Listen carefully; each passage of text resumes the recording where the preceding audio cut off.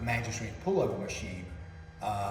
It's one of my favorites, and when this, not the Imagine Strength, because this is a newer model, but the original pullover I was familiarized with was the Nautilus pullover. And when it first came out, they referred to it as the upper body squat. So when you think about the number of muscles that you're able to target on this exercise, it's almost every muscle in the upper body. And you're rotating around the shoulder joint, but if you think about most of the exercises we do, especially for the upper middle back, like the lats, the rhomboids, like rowing actions or pulling actions, usually the limiting factor on those exercises is going to be the arms, right? The biceps, and if I'm not using straps, the grip, okay? So what this machine allows us to do is basically take the arms or the biceps out of and the grip out of the exercise. So I'm able to work those big muscles really and take that weak link out and really address those bigger muscles.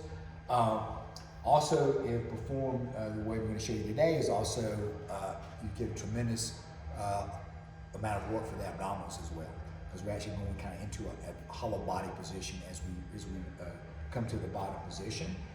Also is great for shoulder range of motion and mobility. So it really serves a lot of great purposes.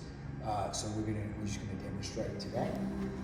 So this one for sure, as you get stronger on this exercise, there's usually a pretty big learning curve when you first start, if you've never done a pullover before, but once you get the hang of it, those muscles are very strong, so you'll be able to use a fair amount of weight. And so the belt is very important, because otherwise you're actually going to lift yourself out of the seat.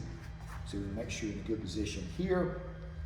And then we always talk about the shoulder pack. So this is a fantastic exercise because we're not involving the arms, or not involving the biceps. It's a great exercise to really emphasize the shoulder pack to engage the lat.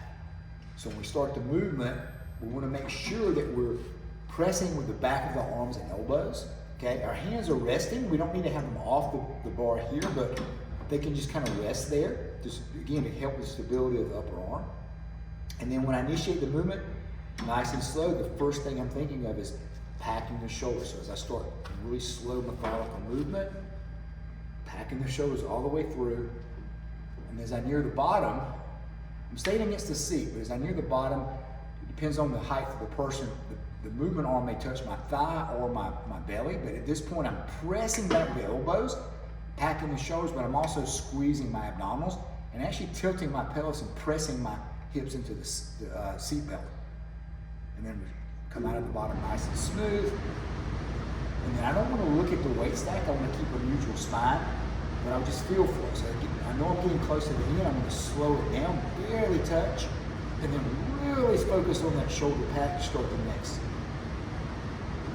drill, okay? And again, as I near the bottom, I start to come into my hollow body. My back is staying in contact with the pad, so I'm not using my neck, I'm not leaning off the pad, I'm pressing into the pad but squeezing my abs at the same time.